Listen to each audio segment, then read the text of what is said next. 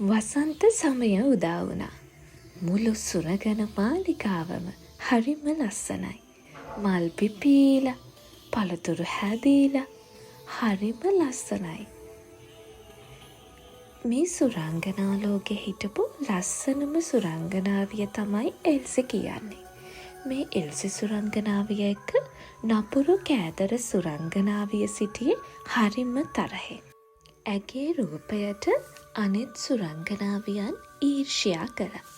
දවසක් එල්සි සුරංගනාවිය පළතුරු කඩන්න පළතුරු උයනට ගියා. ගස් වැලුත් ඇයට හරිම ආදරේ. ඇයත් එහෙමයි. ඒත් එක පාරටම එතනට පැමිණි කෑදර සුරංගනාව එල්සි සුරංගනාවියගේ පළතුරු සියල්ල බිම දමා විනාශ කරා. මේකට එල්සි සුරංගනාවිය ගොඩාක් දුකින් තමයි සිටියේ. ඇය නැවත හිස් වට්ටියත් අරගෙන මාලිකාව දෙසට අඬමින් යමින් සිටිය.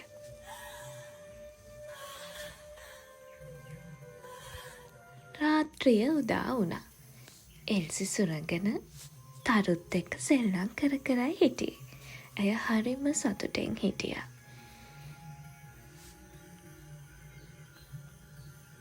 ඒත් එක පාරටම පළතුරු උයන පැත්තෙන් අඬන සද්දයක් ආවා. දෙයියනේ, කෑදර සුරංගනාවිය පළතුරු ඔක්කොම කාලා. ඒ වගේ පණුවොත් ඉන්නවා. ඇයට තද බඩේ කැක්කුමක් ආවා. මේක ඇසුණු එල්සි සුරංගනාවිය ඇයට උදව් කරා.